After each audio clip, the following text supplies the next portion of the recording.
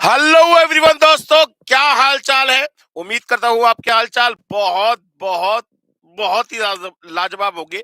तो दोस्तों, आज की क्लास में हम लोग अपने रेशो तो हमने कंप्लीट कर चुके हैं और आज की क्लास में हम लोग प्रपोर्शन और वेरिएशन को बाइंड अप करेंगे। तो आपको इस चैप्टर में बात को बहुत ध्यान सुनिएगा। कम से कम 4 नंबर का पेपर तो मिलेगा ही मिलेगा।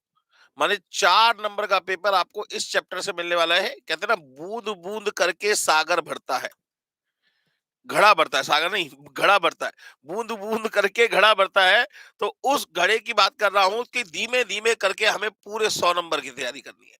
तो आज की क्लास में हम लोग रेशो के टॉपिक को बाइंड अप करेंगे। और सॉरी, रेशो तो बाइंड अप हो चुका है, प्रपोर्शन और वेरिएशन के टॉपिक को बाइंड अप करेंगे। तो दोस्तों, थोड़े बहुत क्वेश्चन जो थे वो रह गए थे लास्ट क्लास में, और हमने कहा था कि जब नेक्स्ट क्लास होगी तो हम उन क्वेश्चंस की प्रैक्टिस करेंगे। ठीक है ना। तो आइए शुरुआत करते हैं दोस्तों।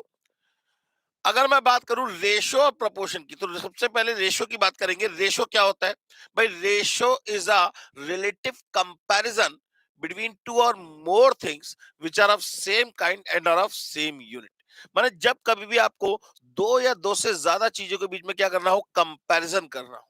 जब कभी भी आपको दो या दो से ज्यादा चीजों के बीच में क्या करना हो, कंपैरिजन करना हो, तो उस कंडीशन में आप क्या निकालेंगे? रेशो निकालेंगे। सबसे पहली बात, कंपैरिजन कैसी चीजों के बीच में होगा? जो कि सेम काइंड की होगी और जिनकी यूनिट भी सेम होनी चाहिए। दूसरी बात, अगर कंपैरिजन की बात करें तो कंपैरिजन भी दो तरीकों का होता है दोस्तों। पहला, एब्सोल्यूट कंपैरिजन, जिसमें हम बात करते हैं विद रिस्पेक्ट ऑफ यूनिट। और दूसरा, रिलेटिव कंपैरिजन, जिसमें हम बात करते हैं विदाउट रिस्पेक्ट ऑफ यूनिट, माने रेशो की बात करते हैं। अच्छा, अगर हम बात करें रेशियो ऑफ फ्रैक्शन की, तो रेशियो ऑफ फ्रैक्शन में क्या डिफरेंस होता है भाई? Ratio means a relative comparison between two or more things which are of same kind and are of same unit। ठीक है ना। जबकि फ्रैक्शन की बात करें तो fraction is a part of something. Fraction is a part of something. Fraction में ऊपर वाली क्वांटिटी को न्यूमरेटर, नीचे वाली क्वांटिटी को डिनोमिनेटर। रेशो में ऊपर वाली क्वांटिटी को एंटीसीडेंट, नीचे वाली क्वांटिटी को कॉन्स्क्वेंट बोलते हैं। ठीक है ना। इसके बाद हमने सारे एग्जांपल्स किए थे।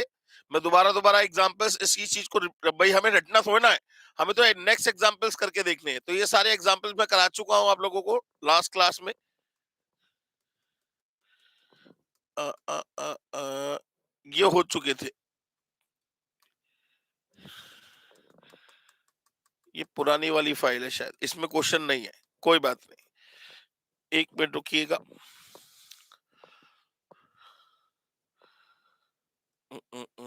रेशियो प्रोपोर्शन नहीं है इसमें। चलिए कोई बात नहीं। तो अब हम लोग अपने टॉपिक को आगे बढ़ाते हैं और बात करते हैं प्रपोर्शन के बारे में।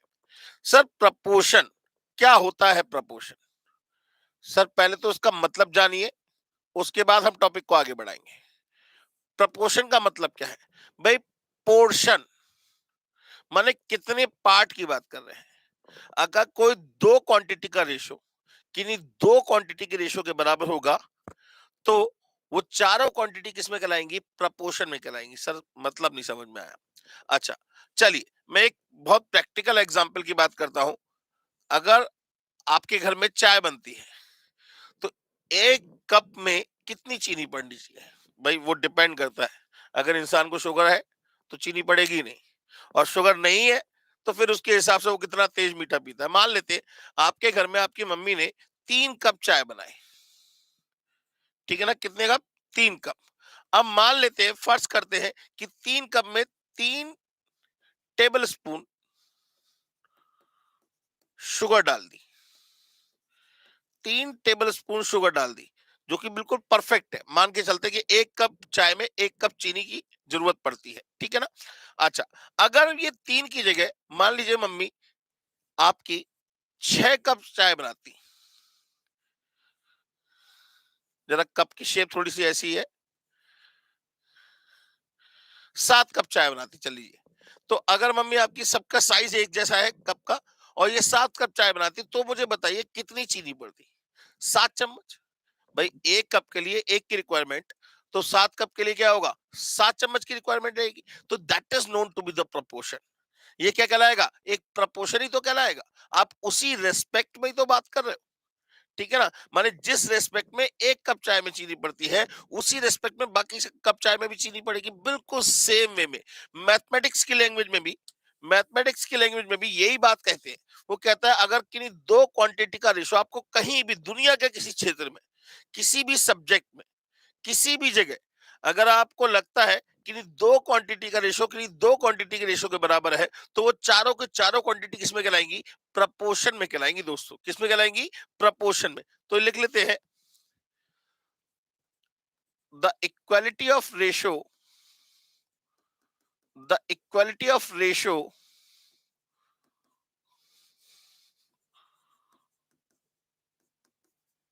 इज सेड टू बी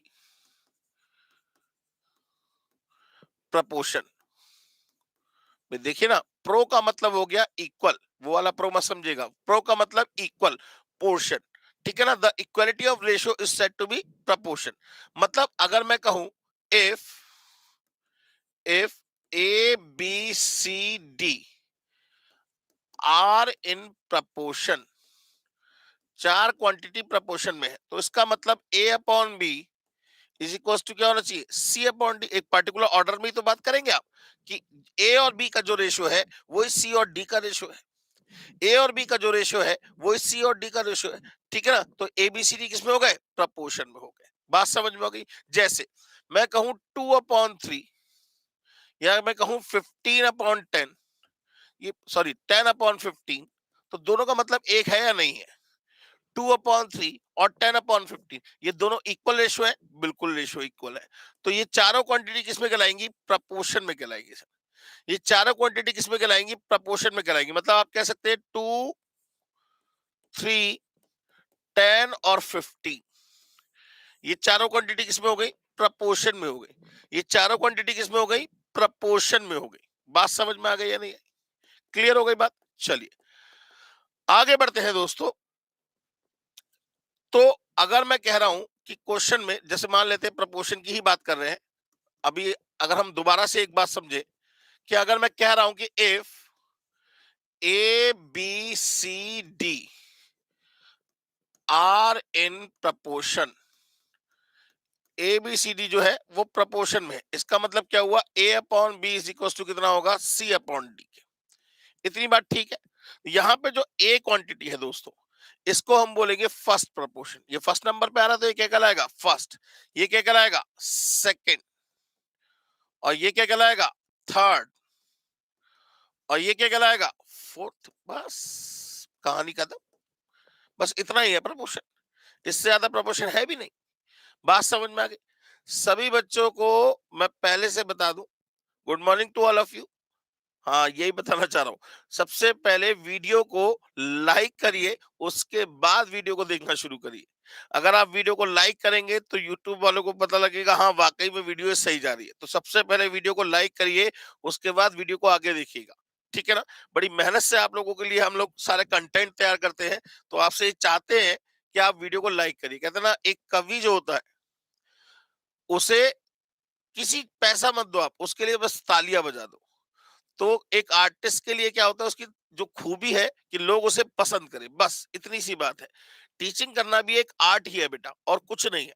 ठीक है ना? चलिए, अब अगर मैं कहूं बिल्कुल सेम वे में, अगर एक क्वेश्चन आपसे कहूं, मैंने क्वेश्चन कहा आपसे, ध्यान से देखिएगा कि इफ या find second proportion of, find second proportion of 3, 5 and 8। 3, 5 और 8 का सेकेंड प्रपोर्शन निकालना है। तो आप क्या कहोगे? भाई मैथ्स में तो कुछ नहीं मिलता, तो गरीबों को सहारा एक्स हमारा, गरीबों को सहारा एक्स हमारा। बात समझ में आ गई ना? तो हम क्या मान लेंगे? Let the second proportion be x. तो सेकेंड प्रपोर्शन को क्या मान लेंगे? एक्स मान लेंगे। तो हमने यहाँ पे 3x, 5 और 8। अब हमारे हिसाब से चारों क्वांटिटी किसमें होनी चाहिए? प्रपोर्शन में होनी चाहिए। माने 3/x is equal to 5/8। 3/x is equal to 5/8। तो x की वैल्यू कितनी आ जाएगी? 24/5। x की वैल्यू कितनी आ गई 24/5, ये आंसर खत्म। तो अगर सेकंड प्रपोर्शन पूछेगा तो सेकंड निकाल लेंगे, थर्ड पूछेगा तो थर्ड निकाल लेंगे, फोर्थ पूछ लेगा तो फोर्थ निकाल लेंगे, इसी तरीके से निकालते रहेंगे। बात समझ में आ गई या नहीं? क्लियर हो गई बात? चलिए, आप कहेंगे सर इतना इजी क्वेश्चन, सर क्वेश्चन को थोड़ा सा धीमे धीमे करके चेंज करेंगे। मान लीजिए क्वेश्चन कह रहा है कि find find third proportion of third proportion of 18x² 5x², 5xy² and 16xy। ये पूछ रहा है इसका थर्ड प्रपोर्शन बताइए। तो अब आप क्या करेंगे बताइए मुझे, थर्ड प्रपोर्शन कैसे बताएंगे? Let the third proportion be, आ, आ, आ, आ, आ। अब x नहीं ले सकते, क्योंकि यहाँ जो क्वेश्चन है वो x और y की टर्म में, तो x और y को छोड़ के बाकी कुछ भी निकाल लीजिए। नहीं तो आप वैल्यू किसकी निकालेंगे? आप उसे काट देंगे, ठीक है ना? तो लेट द, कौन सा पूछा है? Third proportion. Let the third proportion be k मान लेते हैं, ठीक है ना? तो अब हम कहेंगे let the third proportion be k, third proportion को हमने के मान लिया, तो इसे थर्ड नंबर पर रखना है के को, ध्यान रखिएगा। तो 18x² y upon 5xy² is equal to k upon 16xy, k upon 16xy, cross multiply करिए तो के की वैल्यू कितनी निकल के आ जाएगी? 18x² y into 16xy upon 5xy²। यही तो आ गया भाई, इसको हमने क्रॉस में मल्टीप्लाई कर दिया, बात समझ में आ गई।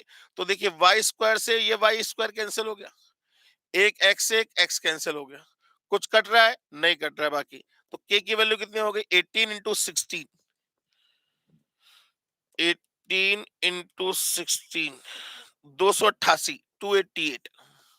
बाकी रह गया x² और नीचे रह गया 5। ये आंसर निकला है आपका। तो आपको कोई भी आंसर 3 स्टेप से ऊपर में नहीं लेके आना है, ये तो वर्बली हो जाएगा, ये तो मैंने आपको करके दिखाया। बात समझ में आ गई या नहीं? चलिए एक क्वेश्चन और लेके चलते हैं। क्वेश्चन है find fourth proportion of fourth proportion of 302/3 xy, 501/3 x and 602/5 x² y²।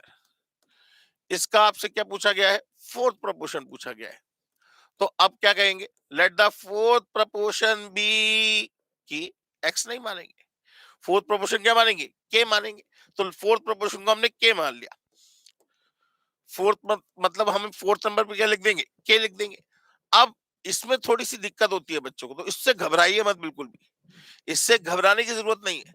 सबसे पहले तो ये एक मिक्स फ्रैक्शन है भाई, 302/3 का मतलब क्या हुआ? इसका मतलब हो गया 3+2/3, इसका मतलब हो गया 3+2/3। तो 3 3 9 और 2 11, 11/3 माने आप इसे 11/3 मानिए, तो 11/3 xy।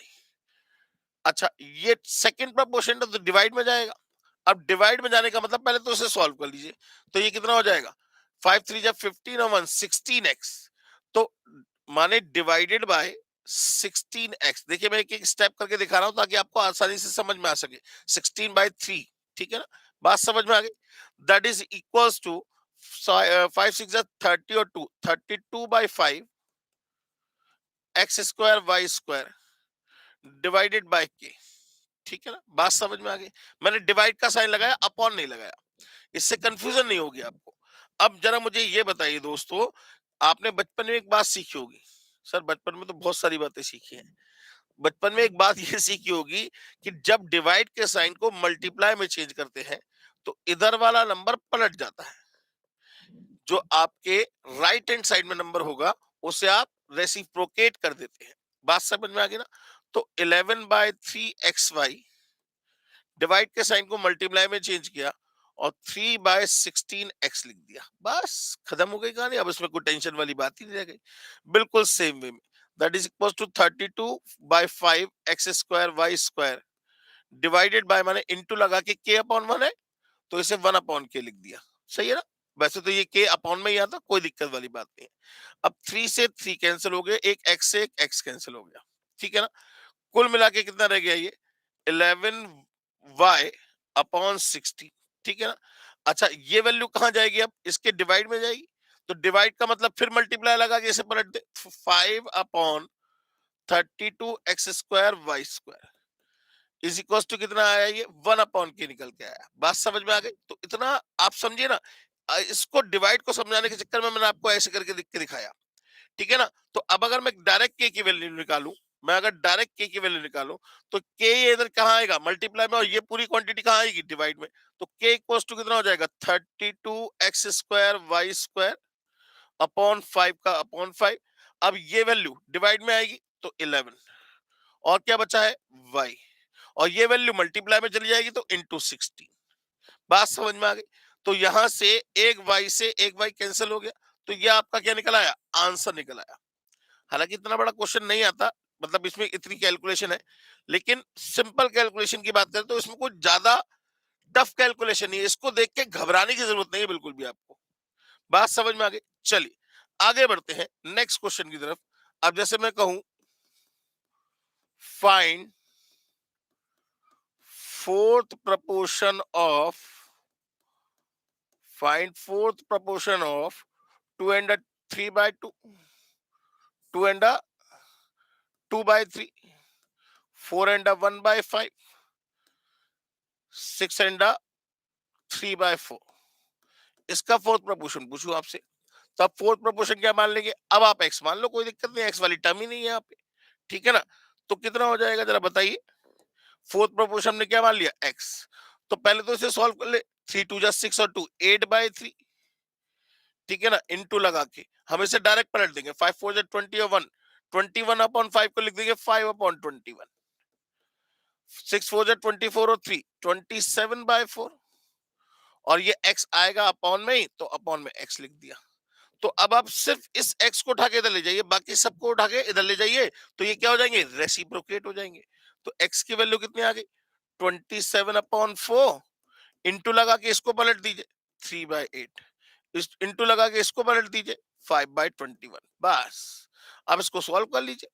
तो ये 3 7 जा 21 कट गया, और कुछ कटेगा नहीं, बस। तो x की वैल्यू कितनी हो जाएगी? 27 5 जा 135, और 8 4 जा 32 7 जा, ये हो जाएगा 334। ये आंसर निकला है। बात समझ में आ गई? क्वेश्चन करने का तरीका समझ में आया? क्वेश्चन को किस तरीके से करना है? 25/21 सर, 21/5 आएगा। अच्छा, ये 5/21 लिखा है, सही है। 21/5 आएगा, गलती हो गई मेरे से। तो ये हो जाएगा, ये भी नहीं कटेगा फिर, ये 3/8 ऐसे ही रहेगा। कुछ कट रहा है? नहीं कट रहा है, बाकी सारा क्या हो गया? आंसर आ गया। तो इन सबको मल्टीप्लाई कर लीजिए, कितना हो जाएगा? ये हो जाएगा 27 इंटू 3 इंटू 21, 1701 अपॉन 4 8 32 इंटू 5, 160।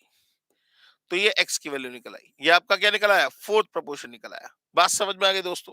अच्छा, अब इसी तरीके से अगर मैं आपसे कहूं अगर मैं आपसे कहूं कि if a comma b comma c are in proportion, आप कहेंगे सर ये क्या हुआ? अरे भाई, तीन क्वांटिटी प्रोपोर्शन में हो सकती है? बिल्कुल हो सकती है। आप सोच रहे होंगे नहीं हो सकती, बिल्कुल हो सकती। कैसे हो सकती है सर? हो सकता है उसमें से एक क्वांटिटी कॉमन हो, हो सकता है उसमें से एक क्वांटिटी क्या हो? कॉमन हो। भाई, अगर मैं a अपॉन बी को 2/3 लिखूं, और b अपॉन सी को 3/5 लिखूं, तो आप कहते हो ना कि a ratio b ratio c कितना होगा? भाई, ये दोनों वैल्यू सेम है, ये दोनों वैल्यू सेम है। इन दोनों में क्या कॉमन? b common. यहाँ b कितना है? 3। यहाँ b कितना है? 3। तो a ratio b ratio c क्या हो जाएगा? 2:3:5 हो जाएगा, बिल्कुल हो जाएगा। और इस टाइप के रेशो को हम क्या बोलते हैं? कॉन्टिन्यू रेशो बोलते हैं। इस टाइप के रेशो को हम क्या बोलते हैं? कॉन्टिन्यू रेशो बोलते हैं। बात समझ में आ गई या नहीं? क्लियर हो गई बात? तो बिल्कुल सेम वे में अगर मान लीजिए किन्हीं दो क्वांटिटी का रेशो किन्हीं दो क्वांटिटी के रेशो के बराबर हो, किन्हीं दो क्वांटिटी का रेशो, जैसे मैं कहूं 10/15 इज इक्वल टू 15 अपॉन क्या आना चाहिए भाई? अगर ऐसा हो गया भाई, अगर मैं कहूं 10/15 का मतलब हो गया 2/3, ठीक है ना? जैसे मैं अगर चलो आपको लिख के दिखाता हूँ कि if a b c are in proportion, तो a upon B is equal to क्या होना चाहिए? बी अपॉन सी होना चाहिए। तो इस टाइप के प्रपोर्शन को हम क्या बोलते हैं दोस्तों? कॉन्टिन्यू प्रपोर्शन बोलते हैं।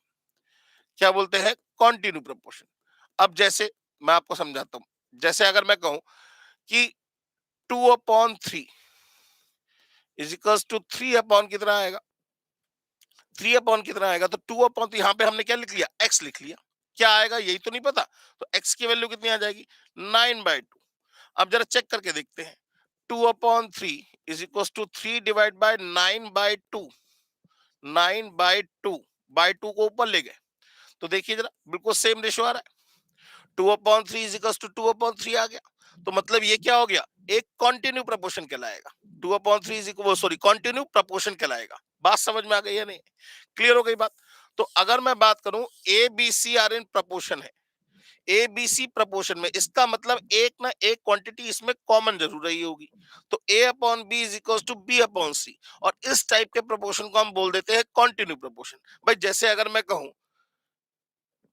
कहूं आपसे कि if a b c d e f g h are in proportion, ये सभी के सभी प्रपोर्शन में है, माने इन सब का रेशो क्या है? सेम है। अब रेशो के लिए तो दो ही क्वांटिटी चाहिए, तो इसका मतलब क्या हुआ?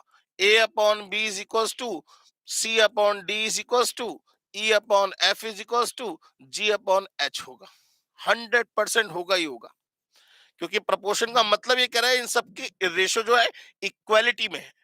इन सबके रेशो क्या है? इक्वालिटी में है। तो a upon B is equal to c upon d is equal to e upon f is equal to g upon h हो गया। बात समझ में आ गई?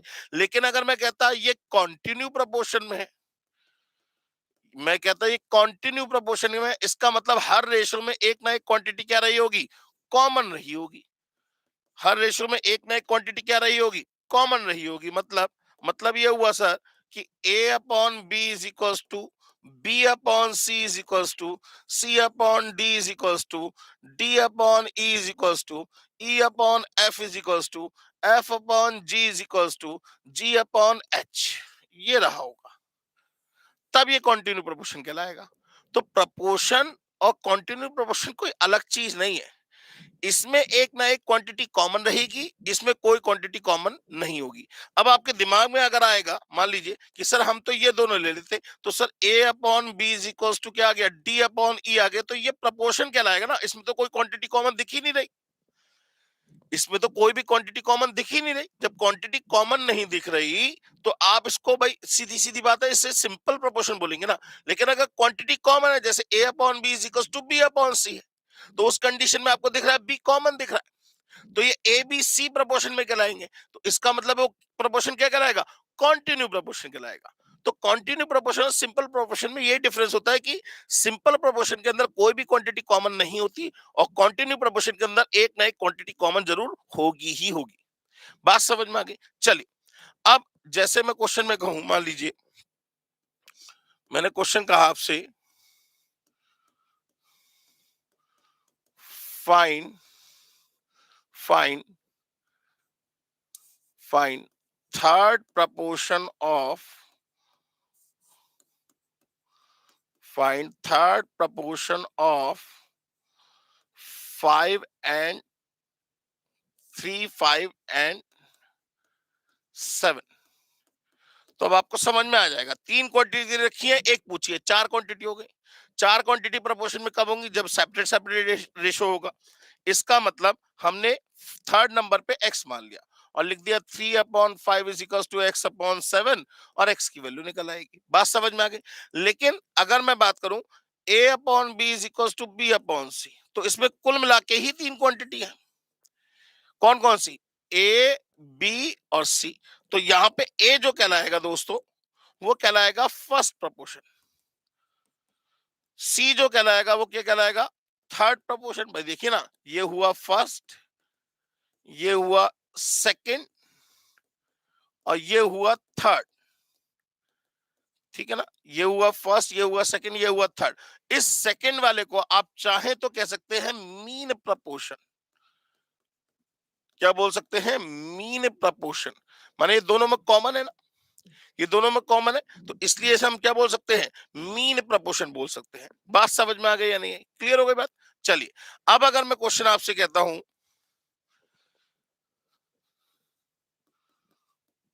फाइंड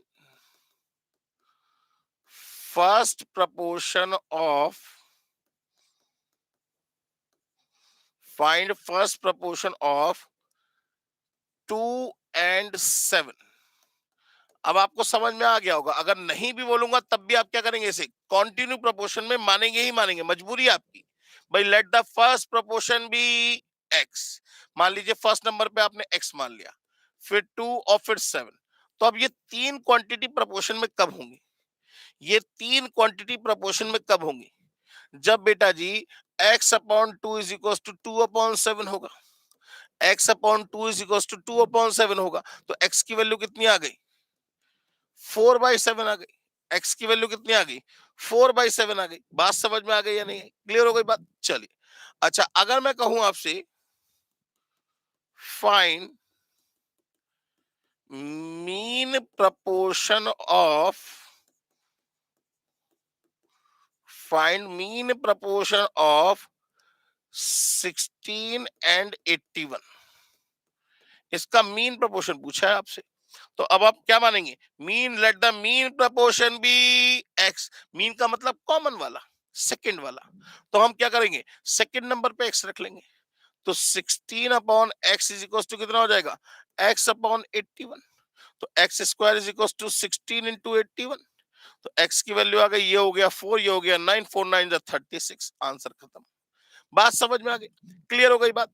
तो यहां मीन प्रपोर्शन के लिए आप देखिए, लोग वाक फॉर्मूला बनाते हैं। मैं आपसे कहूं, देखिए a upon B is equal to b upon c है। अगर आप क्रॉस मल्टीप्लाई करेंगे तो पहली बात तो सबसे पहले तो ये हो गया क्या? First proportion. ये क्या हो गया? Third proportion. और ये क्या हो गया? Mean proportion.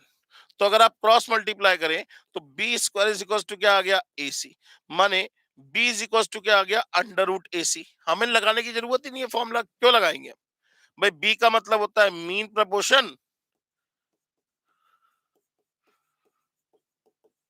Is equal to √ऑफ फर्स्ट इंटू थर्ड।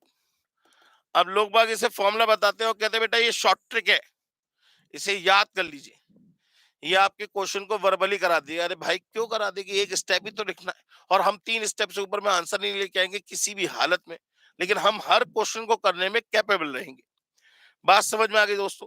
क्लियर हो गई बात? चलिए आगे बढ़ते हैं दोस्तों। अब अगर मान लेते हैं क्वेश्चन कह रहा है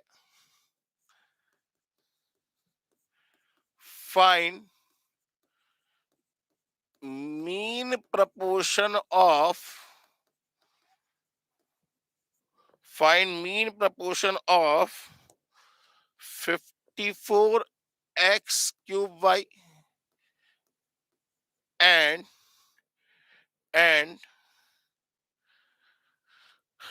48 XY³। आपसे ये इसका मीन प्रपोर्शन पूछा गया है। अब बताइए क्या करना चाहिए मुझे? भाई let the mean proportion be, let the mean proportion be फिर वही वाली बात, एक्स और वाई की टर्म में तो क्वेश्चन नहीं है, तो एक्स और वाई तो नहीं मान सकते। हम कुछ और मान लेते हैं, के। ठीक है ना, क्या मान लेते हैं? के। अब हम के मान ले तो इस के को हमें बीच में ही रखना पड़ेगा। तो के का स्क्वायर इन दोनों का मल्टीप्लाई होगा। अपने आप आ गया बात। देखिए ना, this upon this is equal to this upon this लिखेंगे तो के की वैल्यू, के का स्क्वायर क्या होगा? इन दोनों का मल्टीप्लाई होगा। तो के की वैल्यू अगर मैं डायरेक्ट बात करूं तो क्या हो गई? √ऑफ 54x³ y इंटू 48 XY³। क्या आ गई? अब देखिए k is equal to x³ into x, x की पावर क्या हो जाएगा? 4। x की पावर 4 का अंडर रूट, इसका मतलब क्या हो गया, x की पावर 4 की होल पावर कितनी हो गई, 1/2। तो कुल मिला के कितना आएगा, एक्स स्क्वायर आएगा। तो एक तो हमने एक्स स्क्वायर बाहर लिख दिया। बिल्कुल सेम वे में y into y cube, y की पावर 4, तो ये हम वाई स्क्वायर भी बाहर आ गया। अब रह गया 54 इंटू 48। तो आप चाहे तो इसके फैक्टर बना लीजिए, चाहे पहले मल्टीप्लाई कर लीजिए, फिर डायरेक्ट आपके कैलकुलेटर में रूट तो है ही, डायरेक्ट रूट दबा दीजिएगा। तो 54 इंटू 48, 2592 का अंडर रूट दबा दीजिए। 54 इंटू 48 कितना आ गया, 2592 का अंडर रूट दबा दीजिए, कितना आ गया 50.91। चाहे आप ऐसे कर लीजिए, चाहे इसके फैक्टर कर लीजिए, कि देखिए पॉइंट में आंसर नहीं आएगा। आंसर रूट की फॉर्म में छोड़ने के लिए कह सकता है ऑप्शन में, पॉइंट में आंसर नहीं आएगा, तो आप इसके फैक्टर बना लीजिए। अब फैक्टर कैसे बनाएंगे भाई, 54 इंटू 2592 की जगह इसको डायरेक्ट 54 को फैक्टर करिए, कितना हो जाएगा भाई, ये होगा 6 9 या 54। तो 6 का मतलब हो गया 2 इंटू 3, और 9 का मतलब हो गया 3 इंटू 3। 48 के फैक्टर बनाइए, 16 3 जा 48, माने 2 इंटू 2 इंटू 2 इंटू 2 और 3 जा। बात समझ में आ गई। अब इसमें दो दो के जितने पेयर होंगे वो बाहर निकल के आएंगे। एक तो ये पेयर बाहर निकल आया, एक ये पेयर बाहर निकल आया, और एक ये पेयर बाहर निकल आया, और एक ये भी पेयर बाहर निकल आया। माने 3 इंटू 3 इंटू 2 इंटू 2, 3 3 जा 9, 9 2 जा 18, 2 जा 36। और क्या रह गया सर, रह गया सिर्फ अंडर रूट 2, तो अंडर रूट ऑफ 2। ये इसका क्या निकल आया, आंसर निकल आया। देखिए शुरुआत में अगर आपको बेस में दिक्कत है तो आप बिल्कुल क्वेश्चन को आराम से करिए, लेकिन अगर आपको बेस में कोई प्रॉब्लम नहीं है तो आप इसे वर्बली कर सकते हैं, आप समझते हैं इस बात को, ठीक है ना। लेकिन अगर आपको लगता है कि कहीं मुझे बेस में दिक्कत है, आराम से शुरुआत में प्रैक्टिस आराम से करिए। तलवार जब आप पहले दिन पकड़ेंगे तो पहले दिन योद्धा नहीं बन जाएंगे। तलवार जब चलाना सीखते हैं तो पहले तलवार को सीख पकड़ने का तरीका आना चाहिए, फिर तलवार को हल्के हल्के चलाना सिखाते हैं, पहले दिन से ही योद्धा नहीं बन जाएंगे आप। तो अगर आपके मैथ्स के बेस में कोई प्रॉब्लम है, आप कहते हो ना 11th 12th में मैथ्स नहीं थी सर, मैथ्स से बहुत डर लगता है, तो सबसे पहले अपना छोटी छोटी बातों से बेस क्लियर करो। देखिए मैंने 54 के यहाँ फैक्टर कर लिए, 9 6 जा, तो पहले मैंने 9 के इधर कर लिए, 6 के इधर कर लिए। 48 के फैक्टर कर लिए, 16 3 जा, 16 का मतलब हो गया 8 2 जा, और 8 का मतलब हो गया 4 2 जा, 4 का मतलब हो गया 2 इंटू 2, तो 2 इंटू 2 इंटू 2 इंटू 2 16 हो गया, 3 जा 48। बात समझ में आ गई, क्वेश्चन करने का तरीका समझ में आ गया। चलिए अब आगे बढ़ते हैं दोस्तों। अब क्वेश्चन कुछ इस तरीके से बनता है कि what quantity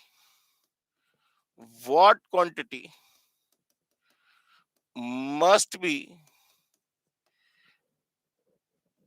added to each 10 18 12 12 नहीं 22 और 30, so that the resulting number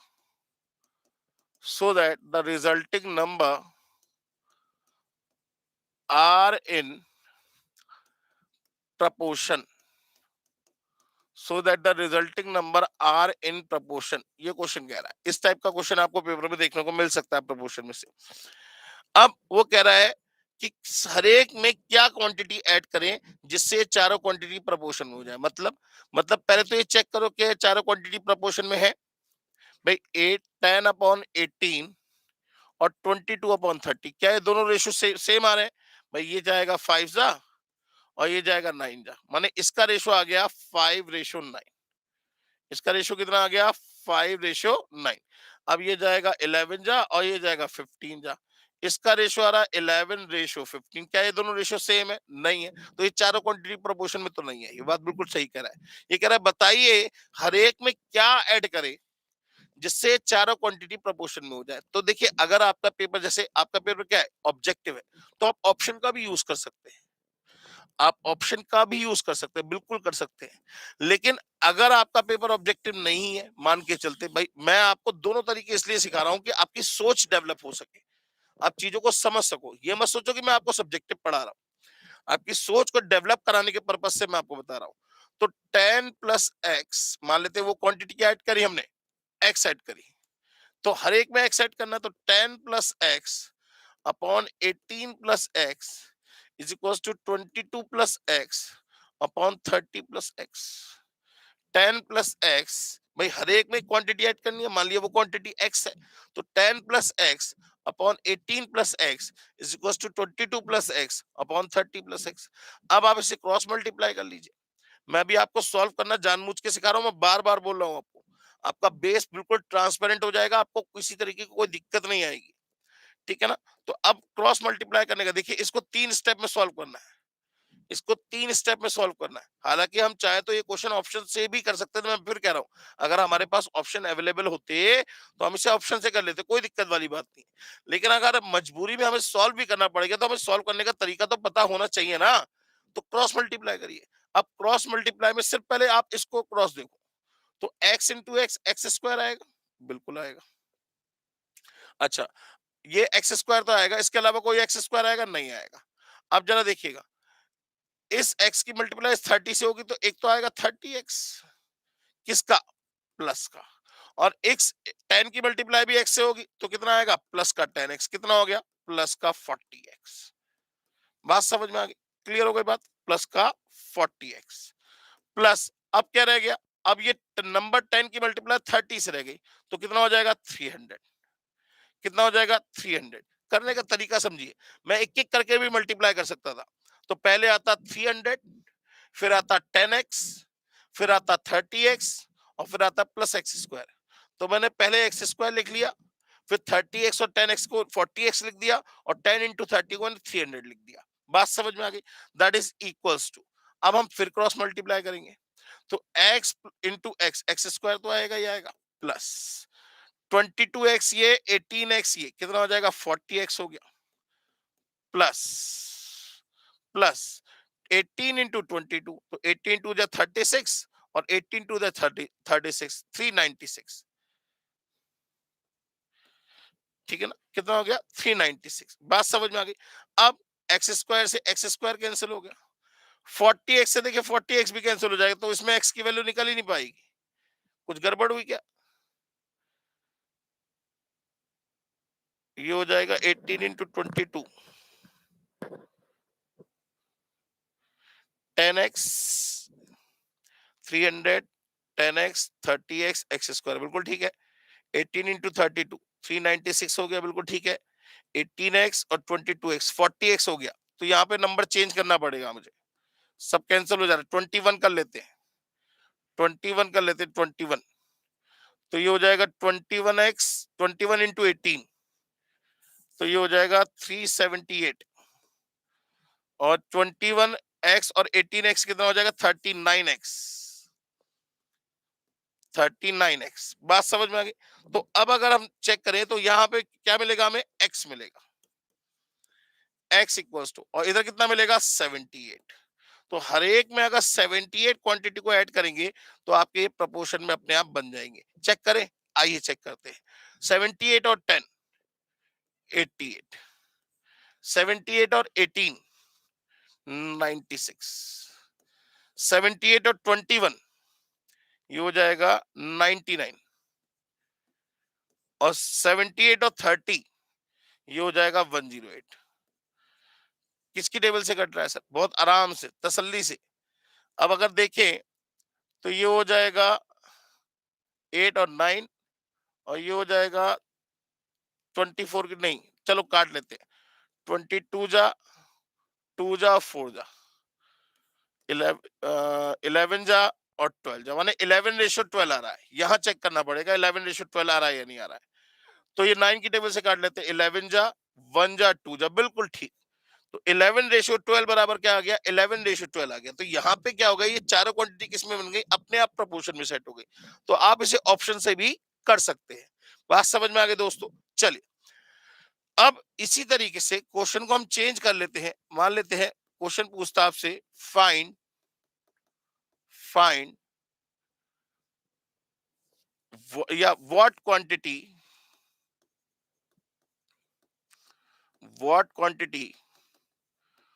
must be subtracted to each, so that so that to each पहले कौन कौन सी क्वांटिटी, 22,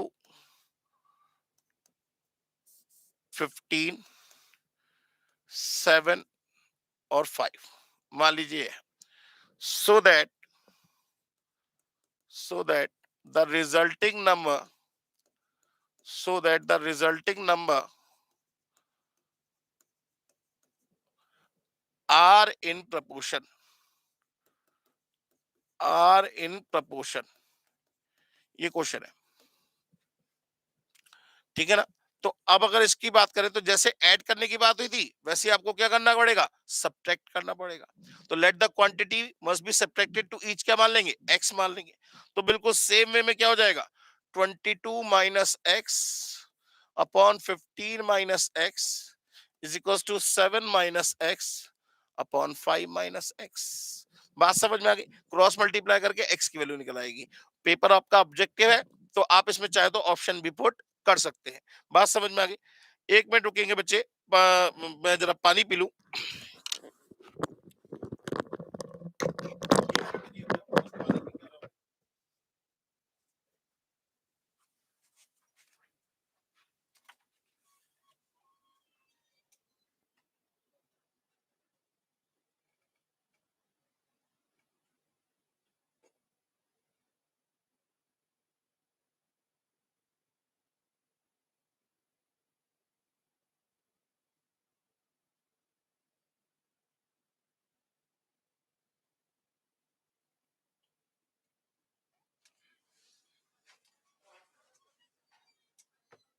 थैंक यू। हाँ जी सर, इतनी बात समझ में आ गई। चलिए आगे बढ़ते हैं। और प्रपोर्शन की बात करें तो प्रपोर्शन के मैक्सिमम क्वेश्चन मैं आपको कवर करा चुका हूं पहले ही रेशो के अंदर, तो बिल्कुल टेंशन लेने की जरूरत नहीं है, ठीक है ना। प्रपोर्शन के मैक्सिमम क्वेश्चन आपको रेशो में कवर करा चुका हूं, ए रेशो बी रेशो सी, वो वाले क्वेश्चन प्रपोर्शन में ही आते हैं। बात समझ में आ गई। चलिए अब दोस्तों आगे बात करें तो अब हम बात करते हैं प्रॉपर्टीज ऑफ प्रपोर्शन की। प्रॉपर्टीज ऑफ प्रपोर्शन, सर ये क्या होता है, माने प्रपोर्शन क्या विशेषताएं रखता है, कौन सी स्पेसिफिक चीज से आप प्रपोर्शन को डिफाइन कर सकते हैं, प्रपोर्शन में कौन कौन सी करेक्टरिस्टिक होती हैं। तो सबसे पहली बात अगर मैं आपसे कहूं कि if a comma b comma c comma d are in proportion, a b c d किसमें है, प्रपोर्शन में है। तो सबसे पहले मुझे बताइए इसका मतलब क्या हुआ, इसका मतलब हुआ ए upon B is equal to क्या होगा, सी अपॉन डी के होगा। A upon B is equal to क्या होगा, सी अपॉन डी के होगा। जैसे 2/3 इज इक्वल टू क्या होगा, 10/15 होगा। 20/30 इज इक्वल टू क्या होगा, 2/3 होगा। तो ये चारों क्वांटिटी किसमें कहलाएंगी, प्रपोर्शन में कहलाएंगी। ये चारों क्वांटिटी किसमें कहलाएंगी, प्रपोर्शन में कहलाएंगी। ये चारों क्वांटिटी किसमें कहलाएंगी, प्रपोर्शन में कहलाएंगी, ठीक है ना। बात समझ में आ गई। तो अगर मैं कहूं पहली बात ध्यान से देखिएगा, बाय इनवर्टेंडो, माने अगर प्रपोर्शन के रेस्पेक्ट में इन्वर्ट करके देखिए तो क्या ये सेटिस्फाई करेगा, 3/2 इज इक्वल टू 15/10 होगा, हाँ बिल्कुल होगा भाई। 30/20 इज इक्वल टू 3/2 होगा, बिल्कुल होगा। बात समझ में आ गई। हालांकि आप चाहे तो इक्वल टू में 20/30 भी लिख सकते थे, मैं एक जनरल बात कर रहा हूं, ठीक है ना। तो बाय इन्वर्टेंडो इसको उल्टा करें तो b upon a is equal to क्या होगा, डी अपॉन सी होगा। B upon a is equal to क्या होगा, डी अपॉन सी होगा। इतनी बात समझ में आ गई। चलिए दूसरा, बाय ऑल्टरनेंडो, ऑल्टर माने क्या होता है, चेंज करना। ऑल्टर का मतलब क्या होता है दोस्तों, चेंज करना। तो क्या मैं इन दोनों को आपस में चेंज कर सकता हूं, चेक करिए। 2/10 इज इक्वल टू 3/15, इन दोनों को आपस में एक्सचेंज कर दिया मैंने। हाँ सर ये भी ठीक है, 1/5 इज इक्वल टू 1/5 आ गया। तो ऐसे ही यहां पे भी चेंज किया जा सकता है, तो A/C is equal to B/D होगा। जैसे इनको चेंज किया वैसे इनको भी चेंज कर सकते हैं। तो a d upon B is equals to c upon a होगा। तो ये दोनों किस में आ जाएंगे? ऑल्टरनेंडो में आ जाएंगे। ये दोनों किस में आ जाएंगे? ऑल्टरनेंडो में आ जाएंगे। बात समझ में आ गई? अच्छा, तीसरी की बात करते हैं। तीसरे की बात करते हैं तो वहीं पे कर लेते हैं क्योंकि दिखता रहेगा आप लोगों को। तीसरा, बाई कॉम्पोनेंडो। कॉम्पोनेंडो में क्या करेंगे? कॉम्पोनेंडो में हम बोथ साइड +1 कर सकते हैं भाई। एक ये रेशियो मान लीजिए प्रोपोर्शन में है, तो मैंने कहा a upon B is equal to c upon d है, बिल्कुल ठीक है। तो मैं बोथ साइड +1 कर सकता हूँ या नहीं कर सकता हूँ? बिल्कुल कर सकते हैं भाई। सेम क्वांटिटी को बोथ साइड हमने क्या कर दिया? ऐड कर दिया। ऐसे ही सब्ट्रैक्ट भी कर सकते थे। तो ऐड करने की बात करें तो अगर देखिए मल्टीप्लाई करना होता तो मल्टीप्लाई भी कर सकते थे, डिवाइड करना होता तो डिवाइड भी कर सकते थे। ये प्रोपोर्शन की प्रॉपर्टी हो गई। तो अगर हम यहाँ पे देखें तो एलसीएम कितना आएगा? इसका एलसीएम आएगा बी। यहाँ पे एलसीएम कितना आएगा? बी। तो यहाँ हो जाएगा ए प्लस बी, और वहां एलसीएम कितना आएगा? डी।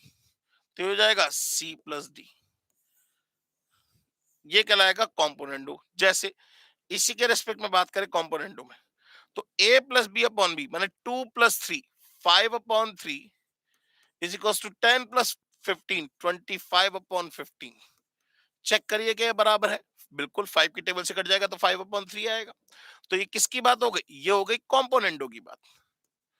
ये किसकी बात हो गई? कॉम्पोनेंडो की। बिल्कुल सेम वे में अगर मैं डिविडेंडो की बात करूं, बाय डिविडेंडो, तो डिविडेंडो में प्लस की जगह क्या कर दिया जाएगा? माइनस कर दिया जाएगा। तो ये हो जाएगा a minus b upon B is equal to c minus d upon D के। a minus b upon B is equal to क्या होगा? c minus d upon D के होगा। बिल्कुल सेम वे में फिफ्थ, अगर मैं कहता बाई कॉम्पोनेंडो एंड डिविडेंडो, दोनों को मिक्स कर दो, बाई कॉम्पोनेंडो एंड डिविडेंडो, इन दोनों को मिक्स कर दूं। इन दोनों को मिक्स करने का मतलब इन दोनों को आपस में डिवाइड कर दीजिए। तो b से b कैंसिल हो जाएगा, d से d कैंसिल हो जाएगा।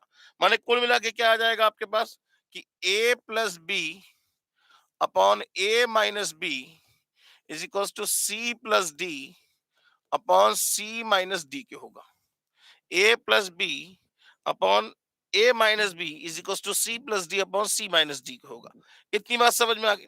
अच्छा, अगर मैं बात करूं इसमें आगे, नेक्स्ट कितनी हो गई प्रॉपर्टीज आपकी? 4, 5। छठी की बात करते हैं, सिक्स्थ।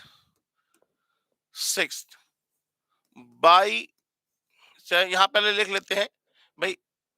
प्रपोर्शन की कंडीशन क्या है कि a upon B is equal to क्या होना चाहिए? c अपॉन डी होना चाहिए। जैसे 5 अपॉन 7 इज इक्वल टू क्या होगा?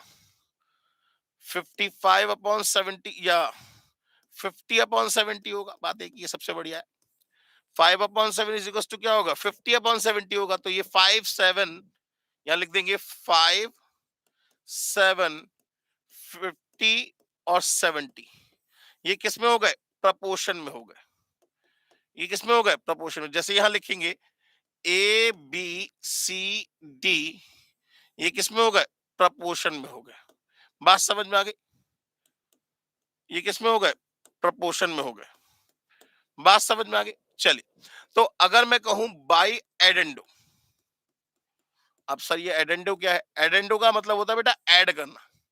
एडेंडो का मतलब होता है ऐड करना। माने a upon B is equal to c upon d. तो ये कहता है कि a plus c upon a upon B is equal to c upon d is equal to a plus c upon b plus d के बराबर होगा। a plus c upon b plus d के बराबर होगा। मतलब जैसे इसको देखिए ध्यान से, 5 upon 50 is equal to 7 upon 70।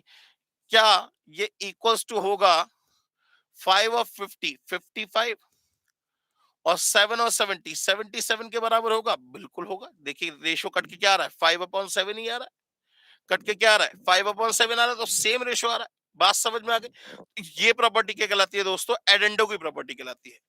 Seventh, by subtrahendo, by subtrahendo. Subtrahendo में क्या होगा, प्लस की जगह क्या करेंगे, माइनस।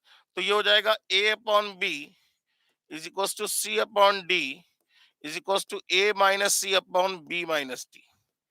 चेक करके देख लीजिए चाहे तो, बिल्कुल सेम आंसर आएगा। बात समझ में आ गई, क्लियर हो गई बात। तो ये कहलाती है प्रॉपर्टीज ऑफ प्रोपोर्शन। और यहाँ पे आपका ये प्रोपोर्शन का टॉपिक हो गया दोस्तों खत्म, बिल्कुल पूरी तरीके से खत्म हो गया। अब दोस्तों हम बात करते हैं वेरिएशन के बारे में। आज वेरिएशन का टॉपिक खत्म कर देते हैं ताकि ये पूरा चैप्टर आपका अच्छी तरीके से खत्म हो जाए, ठीक है ना। रेशियो प्रोपोर्शन ऑफ वेरिएशन में सिर्फ वेरिएशन बचा, बाकी सारे टॉपिक आपके खत्म हो गए। अब हम बात करते हैं वेरिएशन की। तो वेरिएशन का मतलब क्या होता है, वेरी करना, माने कोई एक चीज दूसरे के रेस्पेक्ट में कैसे वेरी कर रही है, कैसे बदल रही है। तो वेरिएशन बेसिकली देखा जाए दो तरीके का होगा, बाकी कहने को तो बहुत सारे तरीके हैं वेरिएशन के, लेकिन बेसिकली दो ही तरीके का वेरिएशन होता है। या तो सेम डायरेक्शन होगी या अपोजिट डायरेक्शन होगी, या तो सेम डायरेक्शन होगी या अपोजिट डायरेक्शन होगी, दो ही होते हैं, ठीक है ना। माने अगर मैं कहूं a directly directly proportion to directly variation to directly variate लिख लीजिए, डायरेक्टली वेरिएट टू बी, माने ए जो है वो डायरेक्टली किससे बिलोंग करता है, किसके बिहाफ पे वेरिएट होता है, बी के बिहाफ पे वेरिएट होता है। ए जो है वो डायरेक्टली वेरिएट होता है किसके बिहाफ पे, बी के बिहाफ पे। माने हम कह देंगे ए डायरेक्टली वेरिएट टू बी। तो ये जो सिंबल है ये वेरिएशन का साइन होता है कि ए जो है वो डायरेक्टली किस पे बिलोंग कर रहा है, बी पे बिलोंग कर रहा है। जैसे जैसे बी बदलेगा वैसे वैसे ए भी बदलेगा, जैसे जैसे बी बदलेगा वैसे वैसे ए भी बदलेगा। जैसे अगर हमें कहीं घूमने जाना है तो पहले हम पापा का मूड देखते हैं, घर वालों का मूड देखते हैं कैसा मूड है, क्योंकि उनके मूड के हिसाब से ही प्लानिंग होगी। जैसे जैसे उनका मूड बदलेगा वैसे वैसे मतलब बात करने की हिम्मत कम होती चली जाएगी। अगर मूड अच्छा है तो तुरंत मौके पे चौका, तुरंत बात करते हैं हम पापा से कि पापा घूमने जाना है। वो कहते हैं कोई बात नहीं जाओ। और पापा का मूड खराब है, ये घर वालों का मूड खराब है, तो क्या कहोगे, अभी बात करना बेकार है भाई, अभी तो ना हो जाएगी। तो वेरिएशन का मतलब वही है जो आप सोच रहे हैं, ठीक है ना। माने कोई चीज किसी दूसरे के बिहाफ पे किस हिसाब से चेंज हो रही है, that is known to be the variation. एक तो हो गया डायरेक्टली वेरिएशन। अच्छा, एक हो गया inversely. A inversely variate to b, a inversely variate to b. Inversely का मतलब क्या होगा, a inversely variate to b का मतलब क्या हो गया, ए इनवर्सली में वन अपॉन कर देंगे। माने अगर बी बढ़ेगा तो ए घट जाएगा, बी घटेगा तो ए बढ़ जाएगा। ये तो कहने का मतलब हुआ, बी बढ़ेगा तो बी बढ़ेगा तो ए घट जाएगा, और बी घटेगा तो ए बढ़ जाएगा। तो ये कहलाता है इनवर्सली वेरिएशन, ठीक है ना। बात समझ में आ गई। अब बस इतना ही है वेरिएशन, और कुछ नहीं है। ये दोनों बातें अगर आपको समझ में आ गई तो वेरिएशन का टॉपिक खत्म हो गया। वेरिएशन में सिर्फ इतना ही है, इसके अलावा कुछ है ही नहीं, ठीक है ना। चलिए आइए क्वेश्चन देखते हैं सीधे सीधे। मान लीजिए मैं अगर आपसे क्वेश्चन कहूं, if a directly variate to square of b, then and if a बराबर 5 then b बराबर, if a बराबर 5 then b बराबर 200, then find if a बराबर 2 then b बराबर what। ये क्वेश्चन आता है। ये क्वेश्चन आपका पेपर में अगर पूछा जाएगा तो इस तरीके से पूछा जाएगा। अब बहुत ध्यान से, ये कह रहा है a directly variate to square of b. Square of b माने a directly variate to square of b. सबसे पहले अब आगे बढ़ने से पहले अगर आपको इस डायरेक्टली प्रोपोर्शन के साइन को हटाना है, इसके वेरिएशन के साइन को हटाना है, तो साथ में आपको एक क्या लिखना पड़ेगा, कांस्टेंट लिखना पड़ेगा। माने यहां लिखेंगे a इज इक्वल्स टू के बी स्क्वायर। याद करिए, क्लास नाइन्थ में आप किसी भी स्टेट बोर्ड से पढ़े हो, किसी भी बोर्ड से, सेंट्रल बोर्ड से पढ़े हो, क्लास नाइन्थ में एक चैप्टर था फिजिक्स में, फोर्स। याद करिए, ग्रेविटेशनल फोर्स आपने वहीं पढ़ा था। फोर्स क्या होता था कि force is directly proportional to mass of the body. Force is directly proportional to square of the x, sorry, square कह रहा हूं, force is directly proportional to acceleration produce in the body. तो हम इन दोनों को मिक्स करते थे, तो force is directly proportional to mass into acceleration. अब जब इस साइन को हटाते हैं तो हम क्या लगाते हैं, इक्वल्स टू लगाना हो तो क्या लगाते हैं, के, और यहां लिख देते हैं कि के की वैल्यू क्या आएगी, ऑलवेज 1 आएगी। तो यहां से फोर्स बराबर क्या निकल के आता है, मास इनटू एक्सलेशन निकल के आता है। तो ये के की वैल्यू आपको फाइंड करनी होती है। तो देखिए, जब भी हम कभी ये डायरेक्ट प्रोपोर्शनल का साइन हटाएंगे तो साथ में क्या आएगा, एक को मतलब इक्वल्स टू में चेंज करेंगे तो एक क्या आ जाएगा, कांस्टेंट के आ जाएगा। इस के की वैल्यू को निकालना होगा, इस के की वैल्यू को निकालना होगा। हाँ बेटा, आज जूम मीटिंग है, आज जूम मीटिंग है, 11:15 बजे जूम मीटिंग होगी, जैसी होती है वैसे होगी। आज जूम मीटिंग में हम लोग क्वेश्चन डिस्कस करेंगे।